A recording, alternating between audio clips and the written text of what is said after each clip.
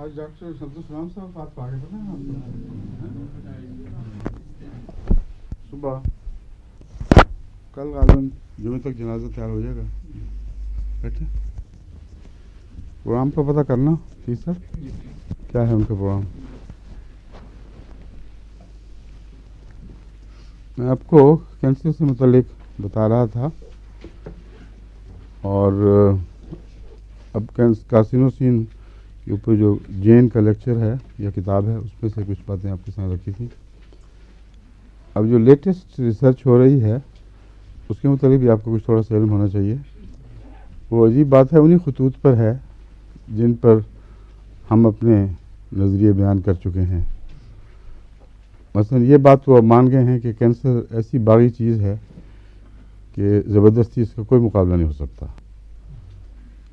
یہ بات مان گئے ہیں کہ جب تک کینسر کا اوریجنل موجود ہے اس وقت تک دوسری جگہ نہیں ہوتا کینسر. اور یہ وہی بات ہے جو میں نے حضرت خلیفہ مسیح اول کے حوالے سے آپ کے سامنے رکھی تھی کہ صرف کینسر کی بات نہیں، بعض ناسور اگر اپنی طرف توجہ کھینچ لیں تو باقی جسم میں بیماریاں دب جاتی ہیں، مرجھا جاتی ہیں. اب یہ بات کہ کیوں نہیں ہوتا یہ بھی بڑی دلچسپ ہے. اس پہ انگلستان کے ایک ڈاکٹر نے جو تحقیق کی ہے اور اب وہ بعض دوائیں تجویز کر رہے ہیں. ایک تو 100% اپنی ناکامی تسلیم کرتے ہیں کہ کینسر کو کسی طرح سے اس کو کنفائن کرنے کی کوششیں، اس کو قابو کرنا بالکل ناممکن ہے ہمارے لیے.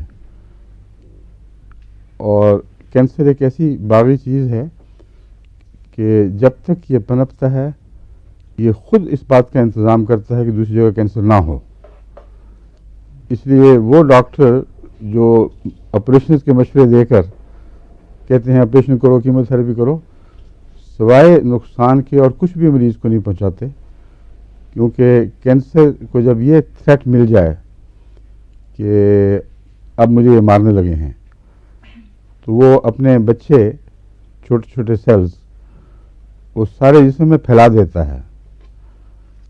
اور کس طرح پھیلاتا ہے اس کے اوپر ابھی پوری طرح ان کو عبور نہیں ہے، مگر یہ ہے کہ لنگز میں، دماغ میں، ہر جگہ اس کے چھوٹے چھوٹے بیج منتشر ہو جاتے ہیں.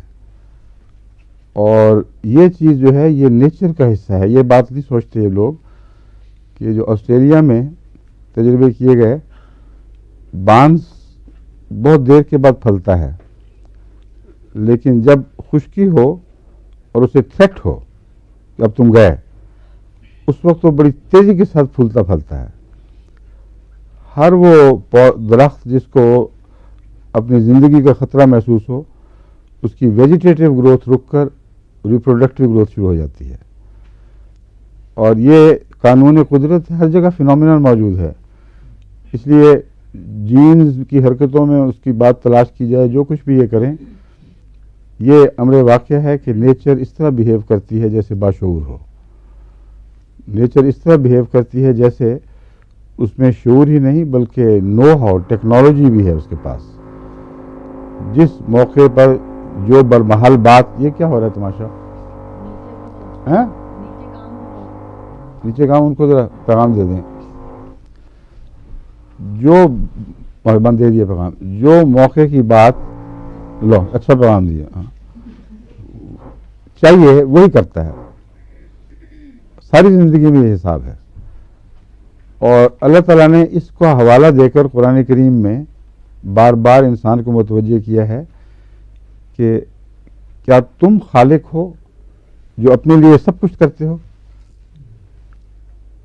اور کیا تمہاری کانشیسنیس میں یہ تمام صلاحیتیں موجود ہیں کہ وہ اپنے آپ کو خود پرورش دے کر ہر قسم کے تھریٹ سے بچائے.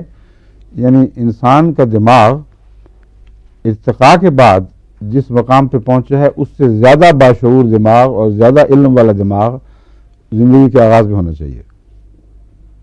یہ دلیل ہے قرآن کریم کی. لوگ پڑھ کے گزر جاتے ہیں، غور ہی نہیں کرتے کہ کیا کہہ گیا قرآن کریم فرماتا ہے. اور دوسری بات یہ ہے کہ تم جب کچھ بھی نہیں تھے اس سے پیدا کیے گئے ہو. تو اگلا تمہارا قدم یہ ہے دعوے کا کہ عدم میں یہ ساری صلاحیتیں موجود ہیں کہ وہ زندگی کو نہیں بلکہ مادے کو پیدا کرے، پہلے پیدا کرے، پھر اس کی ہر ضرورت کو اس طرح پوری کرے کہ آج کل کے چوٹی کے سائنسدان اپنے تمام علوم کو جمع بھی کر لیں تو ان کو یہ سمجھ نہیں آ سکتی کہ وہ ساری ضرورتیں جو کائنات میں قوانین کے طور پر رکھی گئی ہیں وہ کیسے ہوئی ہیں۔ جو زیادہ سمجھدار ہیں وہ تسلیم کرتے ہیں، جو نسبتاً بیوقوف ہیں وہ یوں چھلانگیں ماری جاتے ہیں ٹیلی ویژن پہ پروگرام کی، جی پھر ایوولوشن نے یوں کر دیا، ایوولوشن نے یوں کر دیا۔ ایوولوشن کرنے کے لیے جو دماغ چاہیے وہ کہاں سے آیا ہے؟ بلائنڈ ایوولوشن تو کرو ارب ہاں غلط قدم اٹھائے گی تو شاید ایک صحیح اٹھے، اور اس کے بعد ہر قدم پر یہی مصیبت پھر سامنے۔ ایوالو کرنے کے لیے زندگی کو ہر قدم پر لامتناہی اموات کا سامنا اور غلط سمتوں کا سامنا ہوتا ہے، اور پھر وہ سٹیپ کرتی ہے جسے دلدل میں سے احتیاط سے کوئی صرف ان اینٹوں پر قدم رکھے جو مہیا ستونوں پر جو مہیا کر دیے گئے ہوں، ہمیشہ صحیح قدم، ہمیشہ اگلے ستون پر قدم، اور دلدل انتظار کرتی رہتی ہے کہ کچھ تو کبھی تو غلطی سے قدم ادھر اٹھے گا۔ یہ جو حصہ ہے زندگی کا یہ مادے میں بھی اسی طرح ہے، اس لیے کینسر کی طرف یہ باتیں منسوب کرنا فی ذاتہ ہی غلط ہے، یا جینز کی طرف منسوب کرنا غلط ہے، کیونکہ جین سے پہلے بھی ارتقاء کا قدم اسی طرح ہوا تھا، اور اس سے پہلے مادے کا وجود اسی طرح ہوا ہے، اور اس میں قوانین رکھے گئے ہیں گویا کہ وہ باشعور ہے۔ تو ایک دفعہ میں نے ایک کتاب لکھنی شروع کی تھی یہاں ہندوستان میں جب میں طالب علم تھا، کہ زندگی انسانی زندگی، اس کی سائیکی، حیوانی زندگی اور مادی زندگی، ان کے قوانین بنیادی طور پر بالکل ایک ہیں، ڈھانچہ ایک ہے، اور رد عمل مادہ بھی اسی طرح کرتا ہے جیسے کہ وہ باشعور ہو۔ جب آپ پانی کو ابالتے ہیں ایک درجے تک پہنچا کر، تو اس وقت پانی کو تھریٹ محسوس ہوتی ہے کہ اگر میں زیادہ گرم کیا گیا تو میں آکسیجن اور ہائیڈروجن الگ الگ ہو جائیں گے اور میرے وجود کو خطرہ ہوگا، وہ بھاپ بن جاتا ہے، ساری ایکسٹرا گرمی اپنے اندر لے لیتا ہے، اور تمام فزیکل اینڈ کیمیکل لاز سارے کے سارے میں نے جب ان پر غور کیا تو ہر ایک کی وجہ معلوم کی، اور یہ دکھایا کہ اس طرح یہ مادہ اس طرح بہیو کرے جیسے باشعور ہو۔ اور اس وقت میں نے یہ بھی اس میں لکھا کتاب میں کہ اگر یہ دعویٰ درست ہے تو اگر زندگی کو مادے کو اس طرح محدود کیا جائے کہ وہ اپنی متبادل صورت اختیار نہ کر سکے تو نیوکلیئر ایکسپلوژن ہونا چاہیے، کیونکہ وہ تھریٹ ہے اس کو، اور جب اس کے اسکیپ کی راہیں بند کر دیں گے تو اگر یہ تھریٹ والا نظریہ درست ہے تو اس کو ضرور نیوکلیئر ایکسپلوژن میں تبدیل ہونا چاہیے۔ یہ کتاب میں نے وہاں کچھ طالب علموں کو اپنی ریفیکٹری میں اس کے مضمون کچھ لکھی ہوئی تھی، باقی میں نے سنائی، یعنی زبانی بتائی۔ تو اس وقت کا رد عمل یہ تھا کہ ایک جو سیکرٹری تھی ایک پروفیسر کی، اس نے کھڑے ہو کے کہا کہ میں اپنی خدمات آپ کے لیے مفت پیش کرتی ہوں، میں ٹائپ کروں گی، میں تیار کروں گی، مگر خدا کے لیے اس کو مکمل ضرور کریں۔ مگر طالب علم کی ضرورتوں میں وہ مکمل بھی نہیں ہو سکی اور گم بھی گئی۔ وہ پتہ نہیں کہاں گئی ہے وہ کتاب، اتنی موٹی تھی جس میں سے کوئی ایک چوتھائی حصہ صرف ابھی لکھا تھا۔ تو وہی باتیں اب میرے سامنے آ رہی ہیں، تمام شواہد جو نکل رہے ہیں وہ بین ہی اسی طرح پہ ہیں۔ بس زندگی سے پہلے جو وجود ہے وہ ہے فرشتوں کا وجود، مادے سے پہلے جو وجود ہے وہ فرشتوں کا وجود ہے۔ ہر چیز کے لیے قرآن کریم سے ثابت ہے، ایسے جنود مقرر ہیں جن کی کوئی گنتی اور کوئی شمار نہیں کر سکتا۔ ہر مادی قانون کا ایک نگران مقرر ہے، وہ چلاتا ہے تو وہ چلتا ہے، جب وہ اٹھا لے اپنا ہاتھ تو قانون بگڑ جائیں گے۔ اور جس کو وجود کو خدا یہ کہتا ہے کہ ٹھیک ہے تم بغاوت کرتے ہو تو میرے وہ نظام جو شیطانی نظام ہے وہ تمہارے ساتھ کام کریں گے، تو وہ اس کی ساری ضرورتوں کا خیال کرتے ہیں. ورنہ کینسر کو یہ نو ہاؤ کہ کس طرح میں بیج بناؤں اور آگے پھیلاؤں، یہ شعور کو چاہتا ہے جو اس کے پاس نہیں ہے. اس لیے وہی قانون ہے جو سب جگہ برابر ہے. زندگی کو اگر تھریٹ ہوگی تو وہ مادی حجم کو بڑھانے کی بجائے اپنی نسل کی فکر کرے گا.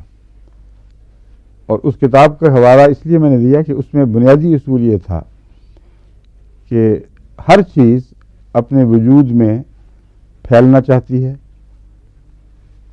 اسپیس میں بھی اور وقت میں بھی، اور سارے مظاہر کائنات کے ان دو چیزوں میں مضمر ہیں.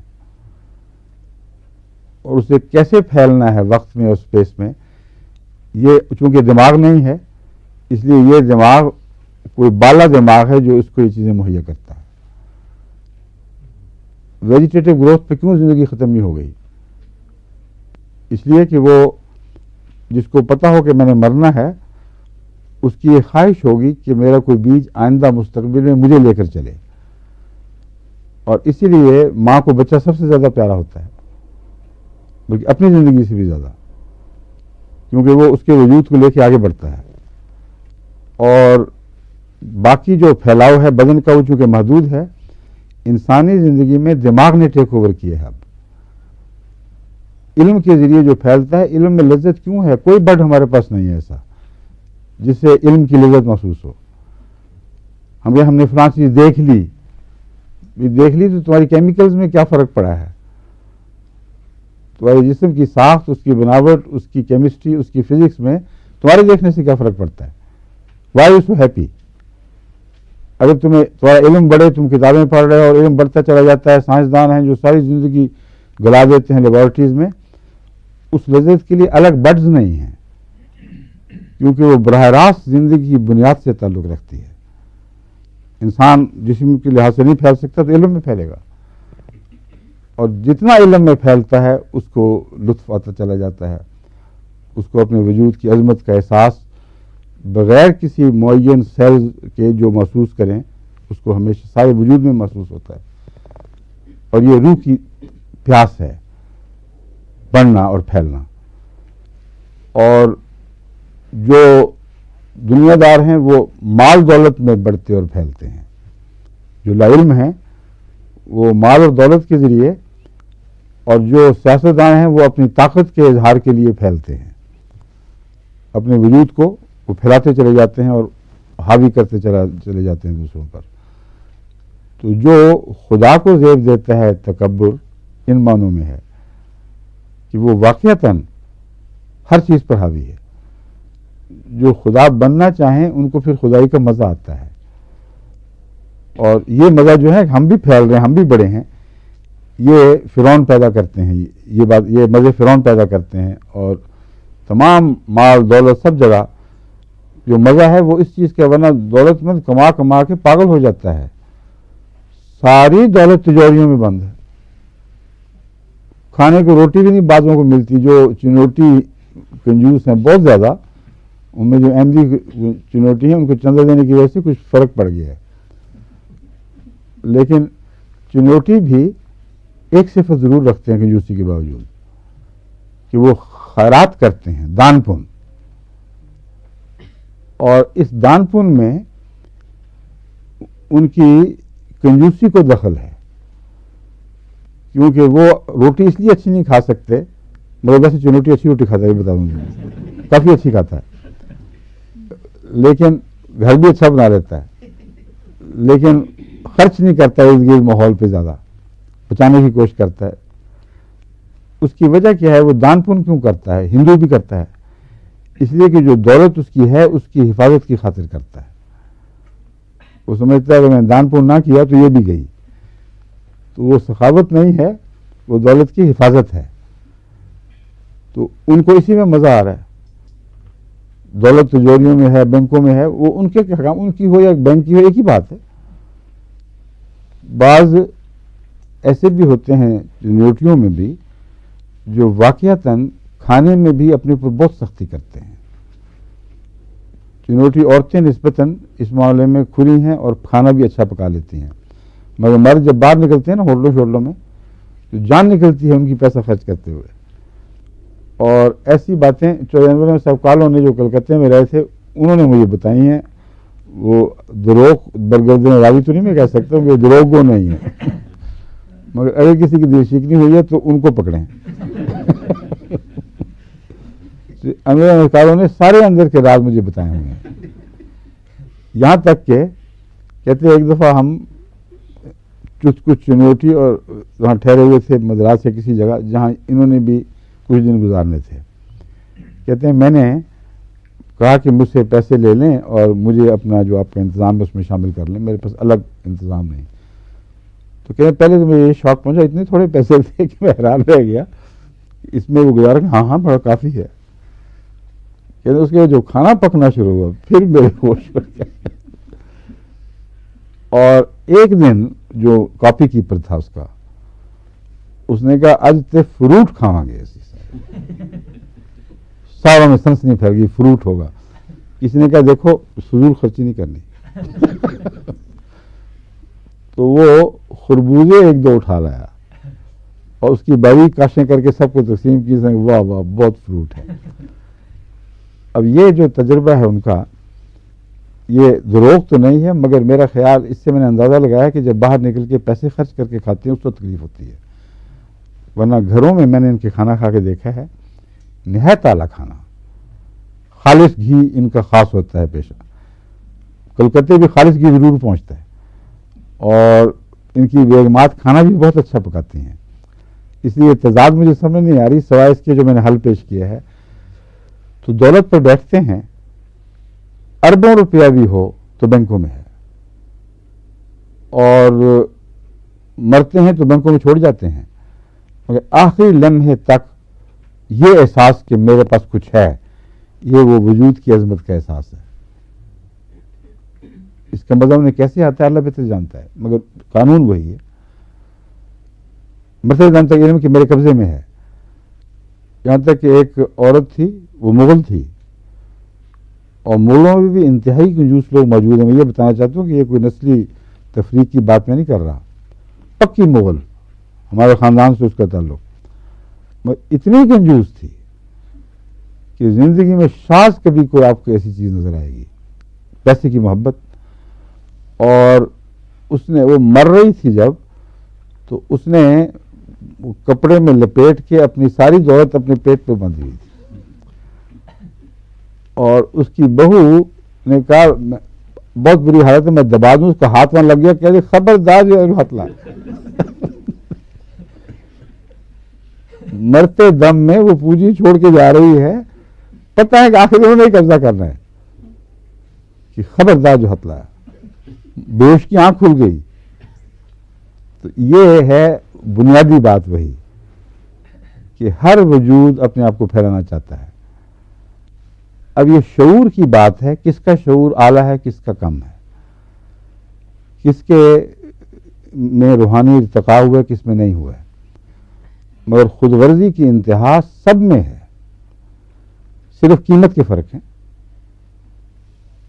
اب ایک آدمی جب کسی دوست کو محبت سے تحفہ دیتا ہے تو بظاہر وہ اپنی چیز قربان کر رہا ہے، لیکن جن کا شعور اتنا بلند ہو جائے کہ وہ اس کو محبت کا احساس اس کے وجود کو پھیلائے کہ ایک شخص کا دل میں نے جیتا ہے، وہ مجھ سے پیار کرنے لگا ہے. جس طرح پھیلاؤ کا احساس دولت میں ہے، طاقت میں ہے، اس طرح محبت میں بھی ہے. تو محبت کے سودے جو ہیں ان میں بظاہر انسان مادے کو قربان کر رہا ہے، وہ قربانی کوئی نہیں، اس یقین کی وجہ سے ہے کہ یہ مجھ سے قریب ہوگا یا وہ اچھا ہوگا تو اس کا مزہ میں بھی اٹھاؤں گا. مگر عمومی قانون پہلے ہی ہے کہ کہتے ہیں پنجابی میں ستے پتر دا منہ کی چومنا، یعنی منہ چومنے سے جو احساس میں ایک حرکت پیدا ہوتی ہے اور جواب پیدا ہوتا ہے اس کی خاطر لوگ چومتے ہیں. اور اگر یک طرفہ ہو تو اس کا مزہ کوئی نہیں.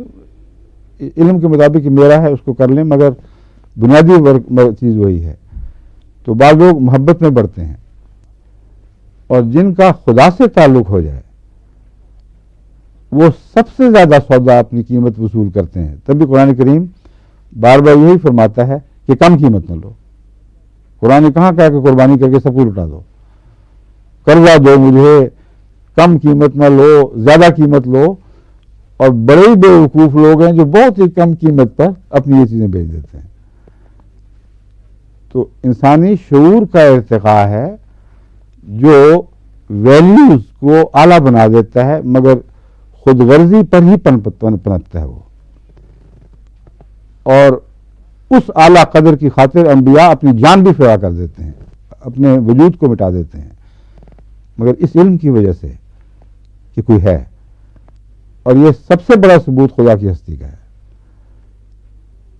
ایک نبی جو قوم میں معزز ہو, سب سے زیادہ محبوب ہو, وہ جس کے لیے دنیا کوئی چیز نہ ہو, وہ لوگ شوق سے اس کو پیش کریں, وہ ساری زندگی مٹ جاتا ہے اپنی جذبات کو مٹا کر, اپنی خواہشوں کو مٹا کر, پھر تکلیفوں میں مبتلا رہتا ہے. اگر اس کو کوئی سودا نہ مل رہا ہو تو انسانی فطرت کے خلاف ہے, یا خلاف قانون بات ہو ہی نہیں سکتی. کوئی چیز بغیر سودے کے تبادلہ نہیں کرتی. صاف پتہ چلا کہ ان کے متعلق یہ الزام لازماً جھوٹا ہے کہ ان کو خدا کی ہستی پہ کامل یقین ہے. اس لیے خدا کی ہستی کا سب سے بڑا ثبوت انبیاء کا وجود ہے, جو اس قانون قدرت کو اس طرح استعمال کرتا ہے کہ اگر نہ ہو تو پھر ان سے بڑا پاگل کوئی نہیں. اور پاگل ہے جو سودے نہیں کر سکتا, لیکن پاگل ہوتے نہیں, صاف دکھائی دیتے ہیں, اپنے وقت کے سب سے بڑے عقل والے ہوتے ہیں. تو یہی وہ نظام ہے جو ہر جگہ کار فرما ہے. یہ انفرادی وجود جب کینسر کو ملتا ہے تو وہ تمام فرشتے جو اس نظام کی حفاظت کر رہے ہیں, اس کو بڑھا رہے ہیں اور اس کی پرورش کرتے ہیں, اور ان میں بد فرشتے بھی ہیں, یعنی بدی کے فرشتے, اور نیکی کے فرشتے بھی ہیں. قد افلح من زکاہا وقد خاب من دساہا. یہ وہ نفس کی فطرت ہے. یہ نفس کے متعلق اللہ فرما رہا ہے کہ وہ شخص جو اس کو ترقی دے کر اونچا کرتا چلا جائے, ابھارتا چلا جائے, وہ کامیاب ہو گیا. وقد خاب من دساہا, وہ جسے دباتا چلا جائے اور حقیر کرتا چلا جائے, وہ ذلیل و رسوا اور ناکام ہو گیا. تو کینسر کو جب اپنا وجود ملتا ہے, وہ باغی کا وجود ہے. باغیوں کو بھی خدا نے قانون دیا ہوا, ورنہ بغاوت کی اجازت ہی نہ دیتا. وہی قانون بغاوت میں بھی کار فرما ہے جو نیکیوں میں کار فرما ہے. ان کو مزید نیچے دھکیلنے کی طاقتیں اگر ان کو نہ ملتی تو وہ کیسے آزاد وجود کے طور پر عمل کر سکتے. یہ وہ نفسیات ہے کینسر کی, جس کے متعلق میں زور دے رہا ہوں, آپ کو سمجھا رہا ہوں. اور یہ جو نئی تحقیق ہے یہ قطعی طور پر اس کو تسلیم کرنے پر مجبور ہے. وہ کہتے ہیں کینسر اتنا خود غرض ہے کہ جب تک اکیلا خود ہو اپنے بچوں کو بھی نہیں بڑھنے دیتا, اور اگر ریپروڈکٹیو ہو بھی چکا ہو اور اس کے سیل پھیل گئے ہوں تو بعض دفعہ آپ کو پتہ ہی نہیں لگتا, وہ آپریشن سے پہلے پھیل چکے ہوتے ہیں, مگر وہ احتیاطاً ہیں.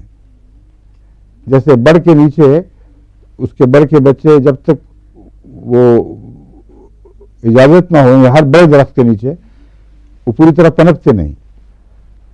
مگر یہ تو ایک اور مضمون ہے. بعض لوگ اپنی بڑائی کی وجہ سے اپنے نیچے کسی کو اٹھنا نہیں دیتے, اور یہ وہ پالیسی ہے میکیاویلین پالیسی. جب سیاستدان کینسرس ہوگا تو وہ خود اپنے بچے جو اس کو طاقت دیتے ہیں ان کو فنا کرتا چلا جاتا ہے, ایک کے بعد دوسری گردن اڑاتا چلا جاتا ہے. جتنا بڑا ڈیسپاٹ ہوگا, جیسے اسٹالن تھا, اتنا ہی وہ خود اپنے کینسرس سیلز کو مٹاتا ہے, کہیں وہ اس کا شریک نہ بن جائیں, اس کی طاقت کچھ وہ نہ چوس لیں. تو یہاں تک پہنچنے کے بعد جو انگلستان کا سائنسدان ہے اس نے مزید یہ تحقیق کی, پتہ تو کرے کہ یہ کیسے ہوتا ہے. تو چوہوں پر تجربوں کے بعد اس نے وہ 2 دوائیں دریافت کر کے الگ کر لی ہیں. جو دوائیں وہ کینسر کا سیل بناتا ہے جو اصل باڈی ہے, اور ان دواؤں میں یہ صفت ہے کہ کینسر کو پھیلنے نہ دیں. بس اپنے بچوں کو اپنے مقام پر رکھنے کے لیے کہ اس کا شریک نہ بن جائیں. صاف پتہ چلا کہ شیطان کی جو تعریف بھی ہو سکتی ہے کینسر میں موجود ہے. اپنا شریک نہیں, خدا کا شریک کر لینا. بس وہ جو بھی اس کا نام ہے کیمیکل کا, وہ مجھے ایگزیکٹ یاد نہیں, اس لیے میں صرف بتا دوں 2 دوائیں انہوں نے دریافت کی ہیں جن میں یہ مادہ ہے کہ وہ کینسر کے سیل کی گروتھ بند کر دیں. اور اس کینسر کے سیل میں یہ بھی طاقت ہے کہ وہ ان دواؤں کے اثر سے خود بچ جائے. یہ کیسے بچتا ہے ابھی اس کا پوری طرح پتہ نہیں لگ سکا, مگر اگر وہ چھوٹے سیل بڑے ہو جائیں کچھ, تو خود ان میں بھی یہ طاقت پیدا ہو جاتی ہے کہ ان دواؤں کے خلاف دفاع کریں. ان کی انا جو ہے بلوغت کو پہنچتی ہے, اور وہی شکل صورت ان کی ہو جاتی ہے جو بڑے کینسر کی تھی.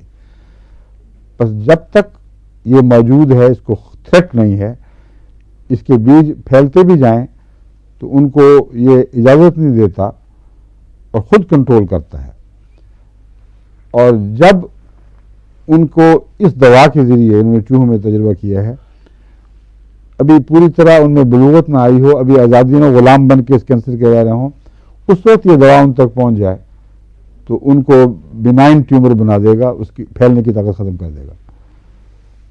اب ان خطوط پر کینسر کی ریسرچ ہو رہی ہے, اور وہ ساری باتیں جو میں آپ سے کہتا ہوں 100% اب یہ محققین تسلیم کر چکے ہیں کہ کینسر ایک شیطان ہے, باغی ہے, اس سے زبردستی نہیں ہو سکتی. وہ لکھتے ہیں یہ ڈاکٹر جن کی ریسرچ ہے کہ ہم نے سب تجربے کر لیے ہیں, کینسر سے زبردستی ممکن نہیں, جو مرضی کر لو یہ تمہیں ہرا دے گا, اس لیے کوئی نرم طریقہ ڈھونڈو. پھر ایک طریقہ انہوں نے یہ ڈھونڈا ہے کہ وہ خون کی نالیاں جو کینسر کو غذا مہیا کرتی ہیں, ان نالیوں کو بند کر دیں اور اس کو بھوکا ماریں. لیکن جب اس کو بھوکا مارا تو پتہ چلا کہ اس کے بچے دوسری جگہ موجود تھے, وہ وہیں اٹھ کھڑے ہوئے, تو کس نالی کو بند کرو گے؟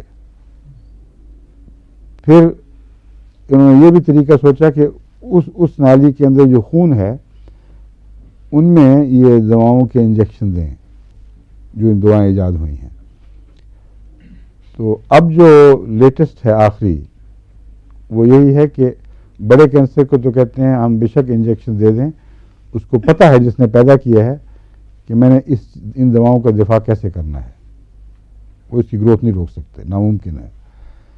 جن کی روک رہا ہے وہ ان تک اگر یہ دوا پہنچائی جائے خون کی نالیوں میں جو اس کو غذا مہیا کر رہی ہیں, تو وہ کینسر پھر لپٹے جائیں گے. اور یہ جو کینسر کا رد عمل اور اس کے نتیجے میں جو ادویات پیدا ہوتی ہیں یا کیمیکلز, یہ چوہوں میں اسی طرح جیسے انسانوں میں ہے.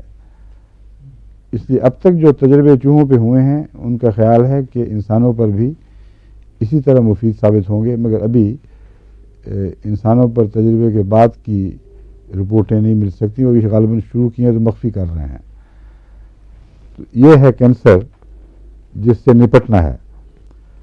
ایک بات کینسر کے ریسرچ والے کہتے ہیں کہ بعض دفعہ کینسر خودکشی کر لیتا ہے. جس کو وہ خودکشی کہتے ہیں وہ وہی نظام ہے جو میں آپ کو بتا رہا ہوں کہ اگر ہم نظام کو صحت دے دیں اور اس کی بغاوت کو دبانے والا مادہ جو اللہ تعالیٰ نے پیدا فرمایا ہے اس کو طاقت دے دیں, تو لگتا یوں ہے جیسے کینسر نے خودکشی کی ہے, وہ رد عمل نہیں کر سکتے اس کے خلاف. وہ غالب قانون ہے جو گروتھ کو روکنے کا قانون ہے. جب گروتھ ہر چیز میں ہو رہی ہے کیوں رکتی ہے ایک جگہ جا کے؟ وہ غالب قانون ہے جو جینز کہہ دیں, جو مرضی نام دے دیں, وہ انسانی نظام دفاع کے اندر ایک الگ مستقل جاری نظام ہے. وہ اس کو اگر خدا تعالیٰ اجازت دے کہ تو اٹھ کھڑے ہو تو کینسر کی کوئی حیثیت نہیں. یہ سمجھتے ہیں کہ کینسر نے خودکشی کر لی ہے. تو کیسے خودکشی کی یہ نہیں پتا. اس کو وہ مار دیا جاتا ہے ان غالب ذرات یا اس غالب نظام کے ذریعے جو خدا تعالیٰ نے ہر زندگی میں مہیا فرما دیا ہے. ٹھیک ہے. یہ اب تک کا جو میرے علم میں لیٹسٹ نظریہ ہے, سب سے تازہ ترین, اور جن خطوط پر ریسرچ ہو رہی ہے وہ میں آپ کے سامنے رکھ چکا ہوں. اور بھی بہت سے ریسرچ کے کام ہو رہے ہیں کینسر میں, مگر زیادہ تر کیمو تھراپی کو امپروو کرنا اور اس کی ڈلیوری سسٹم پر کام ہو رہا ہے. ایسے یہ کام امریکہ میں ہوا ہے جس میں وہ ایسے آرٹیفیشل بنائے ہوئے وہ کیا کہتے ہیں اس کو, نہیں کرسٹل نہیں, سولوشن جو ہوتا ہے معلق سولوشن, کلائڈل سولوشن میں وہ معلق چیزیں وہ اس میں ڈال دیتے ہیں, وہ دوائیں اس کے اندر گویا بند ہو کے چلتی ہیں, اور ان کی خاص جگہ اٹریکشن ہے ایک, جو وہاں جا کر وہ کھلتی ہے دوا, اس سے پہلے نہیں کھلتی. اور سب سے زیادہ جو مشکل کینسر ہے یعنی پتے کا کینسر, اس تک وہ زہر پہنچانے کے لیے انہوں نے یہ طریقہ نیا ایجاد کیا ہے. ابھی اس پر تجربے مکمل نہیں ہوئے اس لیے ریلیز نہیں کر رہا ہے, مگر نظریہ یہ ہے کہ بجائے اس کے کہ خون کو زہریلا کریں, بجائے اس کے کہ کیمو تھراپی کے ذریعے ارد گرد کے سیلوں کو بھی مار دیں, صرف کینسر سیل کو جا کر وہ جب ٹکرائے گا تو کھل جائے گا, اور اس کا زہر صرف کینسر پہ اثر کرے گا, ارد گرد کے ٹیشو پر کوئی اثر نہیں کرے گا. یہ ڈلیوری سسٹم پر ریسرچ ہو رہی ہے اب, ڈلیوری سسٹم کو امپروو کیا گیا, یعنی ڈاک کے نظام کو, تاکہ جو چیز جہاں پہنچانی ہے وہاں تک پہنچے, اور ارد گرد کے مادے یا کیریئر جو سٹریمز ہیں خون کی نالیاں وغیرہ, ان پر اثر انداز نہ ہو. اب آپ کو میں پھر اس کتاب کی طرف لے جاتا ہوں جو میں پڑھ کے یا دیکھ کر آپ کو بتا رہا تھا.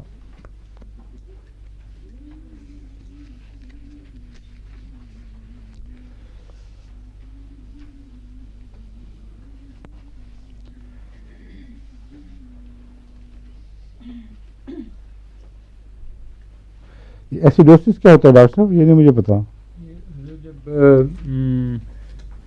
بیلنس پی ایچ بیلنس کا ڈفرینس ہو جائے کسی جگہ بھی, خاص طور پہ یہ ڈائبیٹکس وغیرہ ہیں اس میں دیکھا گیا کہ جب یہ الیکٹرولائٹ تبدیلی پیدا ہو جائے, جی ضرور, اس میں مثلا نیٹرم جتنا چاہیے اس سے زیادہ ہو جائے, کالی فاس جتنی چاہیے کم ہو جائے, جی ضرور, وہ سالٹس کا توازن بیلنس بگڑ جاتا ہے, اس کو ایسیڈوسس کہتے ہیں.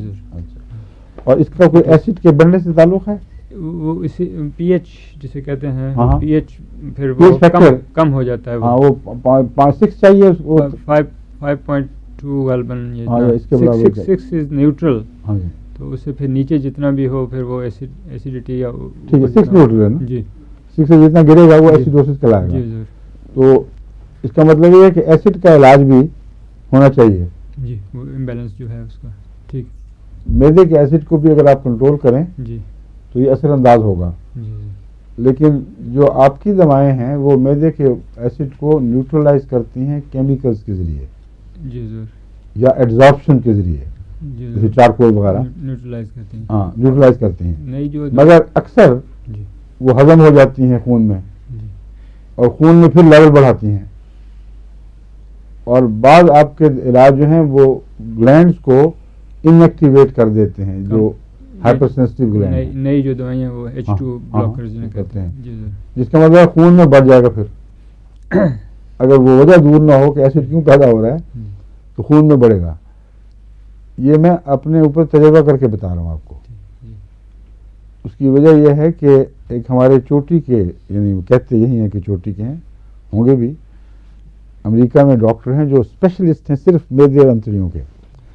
وہ میرے پیچھے پڑے ہوئے تھے. میں نے کہا میں اب اللہ کے فضل سے بالکل ٹھیک ہوں, میں صرف ہومیوپیتھی دوائیں لیتا ہوں, مجھے کوئی تکلیف اب ایسڈ کی نہیں ہوتی. شاذ کے طور پر اگر بہت بے احتیاطی ہو جائے تو انہوں نے کہا دیکھیں 1 مہینے کے لیے مجھے دے دیں اپنا میدا دنیا, اور پھر آپ کو پتہ چلے گا کہ علاج ہوتا کیا ہے. 1 مہینے میں میری ساری پرانی تکلیفیں واپس آ گئی, کھانے کا مزہ ختم, پیٹ کے پھاڑا پہلے سے بھی بڑھ گیا, اور کچی طبیعت, ایسی بد مزہ زندگی ہوئی. اور وہ یہ 2 چیزیں کر رہے تھے میرے اوپر جو میں نے آپ کو بتائی ہیں. کہتے تھے ایڈزارپشن کے ذریعے وہ خون کی نالی میں پھر نہیں جائے گا, اور دوسرا ہم گلینڈز کو آپ کے ہلکا کر دیں گے. حالانکہ ان کو میں نے سمجھایا بھی تھا, اور بعد میں وہ میرا خیال ہے مان گئے تھے بعد آخر پر آ کے. میں نے کہا یہ آپ کو وہم ہے کہ ہائیڈروکلورک ایسڈ کی زیادتی سے ایسیڈوسس ہوتا ہے. ایسیڈوسس کا مجھے لفظ نہیں آتا تھا, مگر میں نے کہا ہائپر ایسیڈیٹی. میں نے کہا میرا تجربہ یہ ہے کہ ہائیڈروکلورک ایسڈ کی کمی سے معدے کے اندر جو سڑان پیدا ہوتی ہے, تیزاب کو جو کام کرنا چاہیے بعض چیزوں کے خلاف رد عمل دکھاتا ہے, وہ جب نہیں دکھاتا تو اندر کھانا گلنا شروع ہو جاتا ہے, اور کھانے کا گلنا سڑنا خود تیزاب پیدا کرتا ہے. اور یہ تیزابات ہیں جو اصل خبیث چیز ہیں. سب سے زیادہ جو تکلیف دہ تیزاب ہیں وہ ہائپر ایسیڈیٹی کے نہیں بلکہ ہائپو ایسیڈیٹی کی وجہ سے پیدا ہوتے ہیں. اگر ہائیڈروکلورک ایسڈ زیادہ ہے تو بے شک آپ اس کو گلینڈز کو کم کر دیں.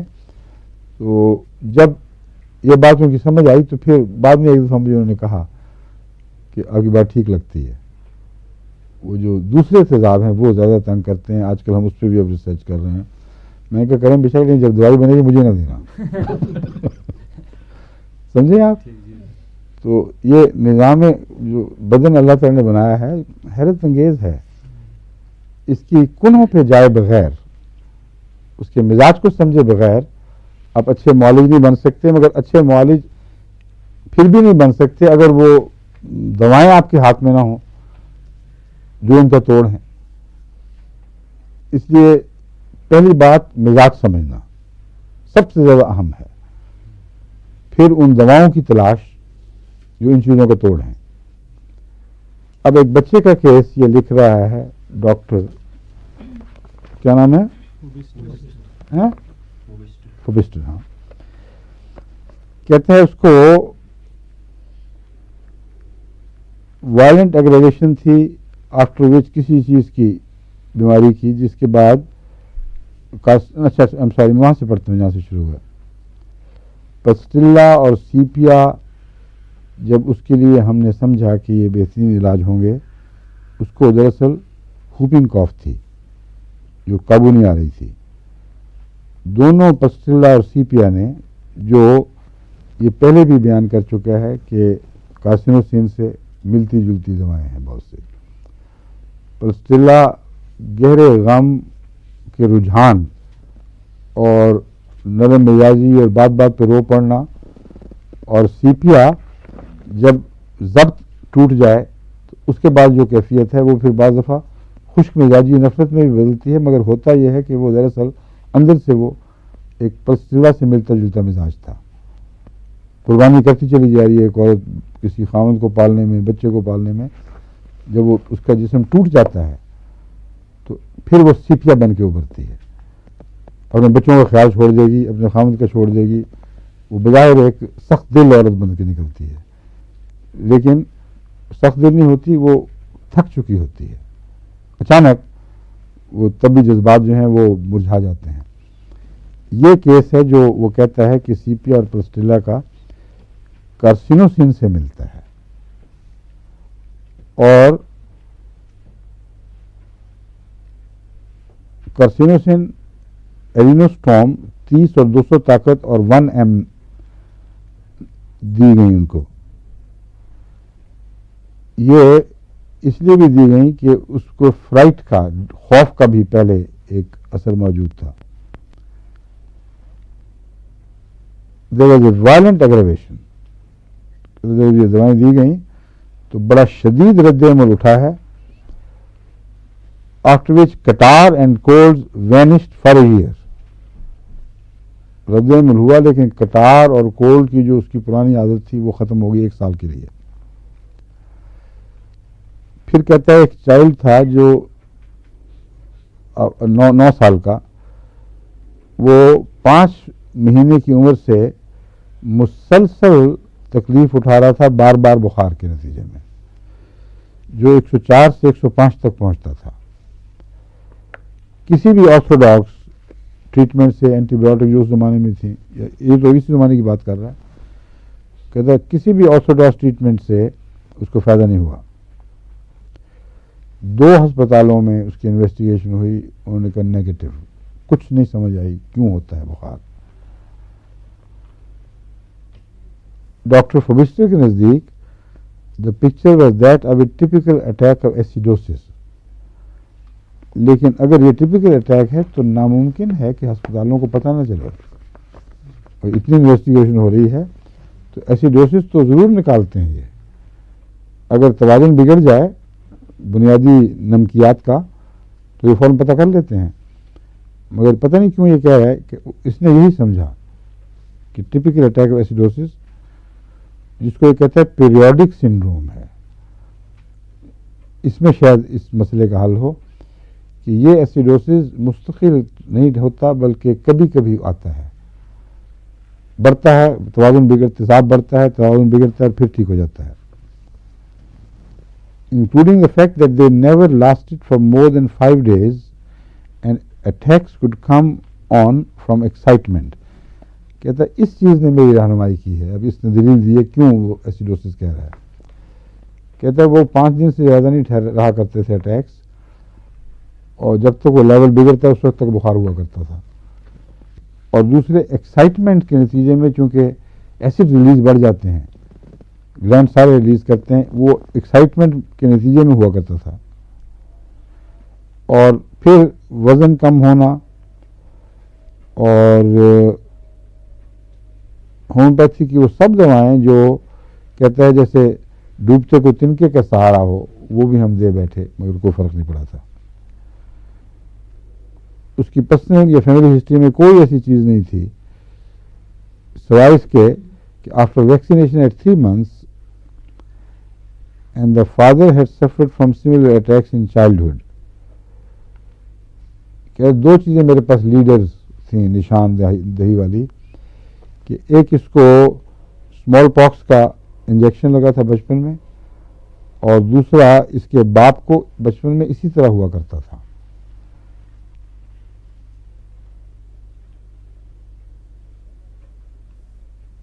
کہتا ہے پہلا مجھے تو یہ خیال ہے کہ کسی طرح پہلے اٹیکس کو ختم کروں. اب یہ ڈاکٹروں کا جو دماغ جیسا چلتا ہے, اور ایک اچھے ڈاکٹر کا دماغ جا رہا ہے, یہ آخر کارسینوسین پہ پہنچے گا, مگر ان مراحل سے گزر کے جاتا ہے. تھکنی ماری کارسینوسین کی اس نے. کہتا ہے پہلے مجھے خیال ہے کہ ماں باپ کا کانفیڈنس بحال ہونا چاہیے, کانسٹیٹیوشنلی اس کو کچھ ضرور ملنا چاہیے تاکہ کچھ ریلیف نظر آئے. بیلاڈونا 30 واز ایڈمنسٹریٹڈ, اور اس کی سمٹمز موجود تھیں. پہلے 24 hours میں 3 hourly تھا, then 6 hourly for 2 days. There was an enormous mass of prescribing symptoms, far too many, and the parents did not seem to understand what was wanted. بیلاڈونا کہتا دیا ہے لیکن سمٹمز اتنی زیادہ ہو چکی تھیں اس تک, ایک پورا پیرافرنیلیا, کہ پیشنٹ کو یہ بھی نہیں, ماں باپ کو یہ بھی نہیں پتہ لگ رہا تھا کہ ہم کیا چاہتے ہیں, کیا ہو اس بچے کے ساتھ. اب کہتا ہے to cut a long story short, belladonna helped enormously to cut down the severity and length of attacks. Belladonna نے واقعتاً اس کی جو شدت تھی اس کو کم کیا اور وقت کو محدود کر دیا. ٹھیک ہے. کیلکیریا فاس 3200 1 m given with partial success. Later carcinosine 200 was given about a year ago and there has only been one slight attack in the past 6 months. تو بلڈ کرو مریض کو علامتوں کے مطابق، اور جب وہ پوری طرح سنبھال نہ سکیں تو پھر کارسینوسین 200 کا سوچو، کیونکہ اگر یہ دوا ہے جو بنیادی طور پر اثر دکھا رہی ہے، اس میں کینسر کا کوئی چھپا ہوا دبا ہوا رجحان موجود ہے، تو کہتے ہیں 200 اتنا اچھا اور غیر معمولی اثر دکھاتی ہے۔ کیس 7، ایک 13 سالہ بچہ تھا جسے ایسما یعنی دمے کی تکلیف تھی، جو اسپیزموڈک تھا اور برونکیل اٹیکس میں بھی تبدیل ہو جاتا تھا، یعنی بیک وقت دمے کے اسپیزم بھی پڑتے تھے، سانس بند ہوتا تھا، اور برونکیل اٹیکس کی سمٹمز موجود تھیں، جو اب ڈاکٹر صاحب آپ کے سامنے بیان کریں گے۔ چلو جی۔ جو دمے میں بہرحال وہ جو سانس کی نالیوں کا جو مسئلہ تشنج ہے، جی، اس کی وجہ سے پھر جو رطوبت ہے بہرحال اس میں کچھ زیادتی بھی ہوتی ہے، اور وہ پھر اخراج میں بھی مشکل ہوتی ہے، ٹھیک، تو پھر وہ برونکیول جنہیں کہتے ہیں برونکائٹس جو سانس کی نالی میں نہ پھیپھڑے میں سانس پہنچاتی کی ہیں۔ آکسیجن پہنچا کر اس کو خون میں ملانے والی چیزیں ہیں، جی، وہ کہہ رہے ہیں نا آپ؟ نہیں حضور، وہ تو برونکیولز کہتے نہیں ہیں، حضور، وہ تو ایلویولائی، وہ تو سیلز ہوتے ہیں جہاں کے آکسیجن جذب ایکسچینج ہوتی ہوتی ہے، ہے، وہ نہیں، وہ نہیں، اچھا یہ ان سے پہلے جو نالیاں ہیں جی، ان کی پھر سوزش جو ہوتی جو ہے۔ وہاں تک خون کو سانس کو پہنچاتی ہیں جی، جہاں آگے والی لائن لگے ہوئے ہیں، جی حضور، ان میں سوزش، نالیوں میں سوزش جی ہوتی ہے، حضور، ٹھیک ہے، وہ اس کو برونکیول، جی حضور، اور پھر یہ کافی ضدی ہوتا ہے، جی یہ حضور، برونکائٹس بعض دفعہ جی حضور، کرونک ہو جاتا ہے، جی حضور، تو کہتے ہیں برونکیل اٹیکس بھی تھے۔ Previous illness 3 attacks of pneumonia at 3 months, 10 months, 10 months and 18 months of age. Asthma started after the second pneumonia. یہ بھی یاد رکھیں جو نیمونیا کا علاج اینٹی بایوٹک سے کرتے ہیں، میں نے کبھی بھی ان کو کلیتاً کیور ہوتے نہیں دیکھا، یا ان کو برونکائٹس ہو جاتا ہے، یا دمہ، یا گلینڈولر تکلیفیں، گلے کے گلینڈز وغیرہ پہ بڑا گہرا اثر، اس لیے احتیاط کرنی چاہیے اور علاج کریں۔ اگر آپ ٹھیک نہ کر سکیں اور ہونا چاہیے ٹھیک، تو پھر مریض کو اجازت دیں جہاں مرضی جائے، لیکن اس کے موت کے کنارے پہنچنے سے پہلے چھٹی دے دینی چاہیے، تاکہ کچھ وقت تو ملے ڈاکٹروں کے پاس، سمجھیں؟ اپنی ناکامی کو محسوس کرنا اور فیصلہ کرنا کہ اب میرے لیے مناسب نہیں کہ اس شخص کی زندگی کے ساتھ تجربے کروں، یہ بھی ڈاکٹر ہومیوپیتھ کے لیے خصوصیت سے بہت اہم ہے۔ ایک وقت اس کو فیصلہ کرنا چاہیے، اپنی ناکامی تسلیم کرنی چاہیے اور صاف کہنا چاہیے کہ بھائی اب ہو سکتا ہے میں اور تجربے کروں، مگر مجھ میں اب طاقت نہیں ہے کہ میں اس کی ذمہ داری قبول کر سکوں، تو پھر لے جاؤ بے شک۔ اس سے پہلے آپ کو لازماً ہر کوشش کرنی چاہیے کہ ہومیوپیتھک سے ٹھیک ہو جائے، ایلوپیتھک اینٹی بایوٹک کی ضرورت نہ پڑے۔ یہاں خدا کے فضل سے انگلستان میں کثرت سے ایسے مریض ہیں جو اینٹی بایوٹک سے کلیتاً چھٹی کر گئے ہیں۔ ساری دنیا سے، جرمنی، امریکہ، کینیڈا سے مجھے خط مل رہے ہیں کہ ہمارے خاندان سے ایلوپیتھک اینٹی بایوٹک اٹھ گئی ہے اب، جبکہ پہلے بات پر ڈاکٹر کے پاس بھاگنا پڑتا تھا اور مریض کو اٹیک زیادہ ہوتے چلے جاتے تھے اور جلدی ہوتے چلے جاتے تھے۔ اب خدا کے فضل سے کہتے ہیں ہمیں کوئی ضرورت نہیں، گھر میں دوائیاں موجود ہیں، فوراً یا 2-4 دن کے اندر جتنی بھی مدت ضروری ہے وہ ٹھیک ہو جاتا ہے بچہ۔ تو اکثر بچوں کی پریشانیاں ہوتی ہیں اس میں اینٹی بایوٹک کے تعلق میں۔ اب یہ کہتا ہے کہ پریویس illness میں نمونیا اور اس کی سپریشن کی ہسٹری تھی، فیملی ہسٹری میں کوئی بھی ایسی چیز نہیں تھی جو کینسر کی طرف نشاندہی کرے۔ ہاں، باپ کی طرف سے ایسما کا رجحان، دمے کا رجحان ملتا تھا۔ ڈسملر ٹوین بردرز تھے، آئیڈینٹیکل نہیں تھے، دونوں میں ایسما کا رجحان تھا، جس کے لیے کہتا ہے میں نے ان کو میڈورائنم دی، اور اس سے جو بچہ بیمار تھا اس کو دی، ایک کو دونوں میں سے جو بیمار تھا وہ کیور ہو گیا۔ Mentals and generals, carcinosin appearance, moles کافی تھے. moles اور موقع میں کیا فرق ہے؟ وہی ہے مول جو عام طور پہ موقع غالباً جو جس کے پیڈنکولیٹڈ نہیں ہوتا غالباً اسے کہہ دیتے ہیں اردو میں. نہیں پیڈنکولیٹڈ ہو تبھی بھی موقع کہلاتا ہے. اچھا میرے خیال میں وہ فلیٹ جو ہوتا ہے اس کو کیا کہتے ہیں؟ واٹس کی ساری قسمیں ہیں. واٹس کا لفظی ترجمہ موقع ہے جی. اس میں پھیلے ہوئے بھی ہیں, کٹے پھٹے بھی ہیں, اور خوندار بھرے ہوئے بھی, چکنے بھی, ہر قسم موقع کہلاتی ہے. اس میں حضور جو زیادہ جو ڈسٹنگوشنگ فیچر غالباً ہے وہ یہ کہ جو اسکن کا اوپر کا حصہ ہے ایپیتھیلیم, یہ جو ایپیڈرمس, اس کی زیادتی وہ جو ہے وہ مول بنا دیتی ہے, اور جو موقع جو ہے وہ اس میں کچھ چینجز آ جاتی ہیں. فرق کیا ہے مول اور موقع میں, واٹ اور مول میں؟ واٹ میں حضور جو سیلز ہیں وہ اس قسم کے نہیں ہوتے جو نارمل صاحب جا کے ڈکشنری اپنی دیکھیں. ٹھیک معین طور پر پہچان سکیں ہم جی یہ مول ہے اور یہ واٹ ہے, یہ بڑا اہم ہے. یہ کہتا ہے مولز تھے, واٹ جس وقت استعمال نہیں کر رہا, جس کو یہ کینسر کے رجحان کی علامت سمجھ رہا ہے, اس لیے میں تحقیق کر رہا ہوں.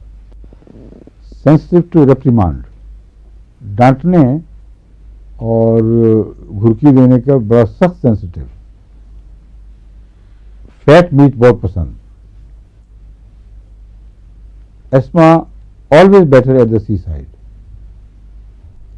اب کارسینوسین میں اکثر سمندری ہوا بہتر فائدہ پہنچاتی ہے, کئی دفعہ برعکس بھی ثابت ہوتی ہے. نیٹرن میں بھی دونوں طرح ملتے ہیں, یا فائدہ پہنچاتی ہے یا برعکس دیتی ہے. In this case medorrhinum seemed indicated except for the love of the fat meat. کہتا ہے فیٹ میٹ کی جو اس کو محبت تھی اس سے مجھے شبہ پڑتا تھا کہ شاید یہ میڈورائنم کا کیس نہ ہو, اور اس لیے مگر باقی سب چیزیں ملتی تھیں. Carcinosin 200 was given, and during the following year he had only 2 minor attacks.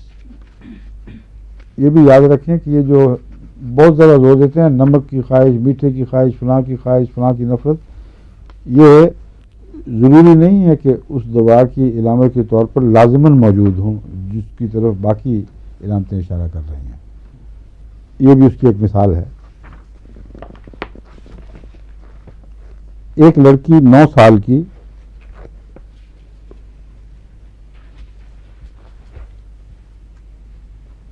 وہ اس کو ڈر کے اور خوف کے دورے پڑتے تھے, اور 5 سال سے مسلسل, یعنی 4 سال کی عمر سے یہ شروع ہوئے, اور جب یہ ڈاکٹر کے پاس آئی ہے تو 9 سال کی ہو چکی تھی. اب یہ کہتا ہے میں نے جو اس کی ہسٹری لی تو عجیب بات ہے کہ اس کے ٹونسلز کا آپریشن 2 سال کی عمر میں ہوا تھا, اور ٹونسل کے آپریشن کا یہ نتیجہ نہیں ہے میرے نزدیک. آپریشن کے وقت اگر زبردستی کی جائے اور بچہ چھریاں دیکھے اور چاقو دیکھے اور خوف زدہ ہو جائے تو وہ ٹیرر ہے جو بعض دفعہ بیٹھ جاتا ہے. اس لیے بچے سے اس معاملے میں بہت نرمی کرنی چاہیے, اور اس کو سرپرائز دے دیں, بے ہوشی پہلے کر دیں, پتہ نہ ہو کہ کیا ہونے والا ہے. مگر میں نے ایسے پرانے ڈاکٹروں کو بھی دیکھا ہے کہ بچے کو ماؤں نے 2 ٹانگیں پکڑی ہیں, باپ نے اس کے ہاتھ یوں کھولے ہوئے, اور اس کے کلے پہ پھوڑا جو بھی پورا کچا بھی تھا اس کو تیز چاقو سے ڈاکٹر کاٹ رہا تھا. اور یہ دیہاتی جو ڈاکٹر ہیں نا اس طرح کرتے ہیں یہ لوگ. وہ پھوڑا تو پیپ, میں کھڑا ہو کے اسکول جا رہا تھا, میں کھڑا ہو کے دیکھ رہا تھا کیا ہو رہا ہے, اور پیپ تھوڑی, خون زیادہ, کچا خون, اور چیخم چہاڑ. اور اب پتہ نہیں اس کو بعد میں 200 کارسینوسن کی ضرورت پڑی کہ نہیں, مگر ہرگز بعید نہیں کہ یہ بچہ آئندہ ساری عمر ٹیررسٹ کے نہیں رہا ہو.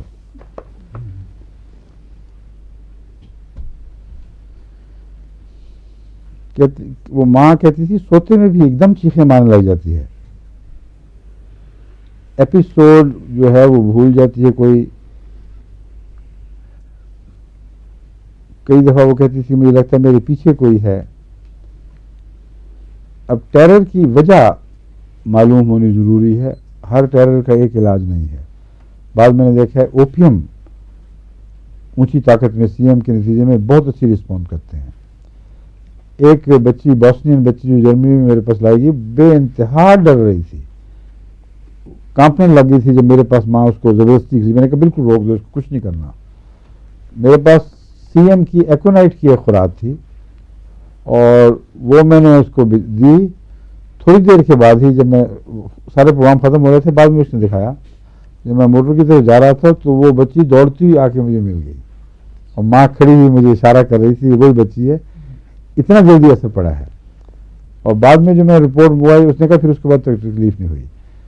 تو جو ریسنٹ ٹیرر اس نے وہاں دیکھا تھا بوسنیا میں، اس کا چونکہ شدید رد عمل تھا، وہ ابھی زندگی میں گہرا ڈوبا نہیں تھا، اس لیے ایکونائٹ نے کام کر دیا.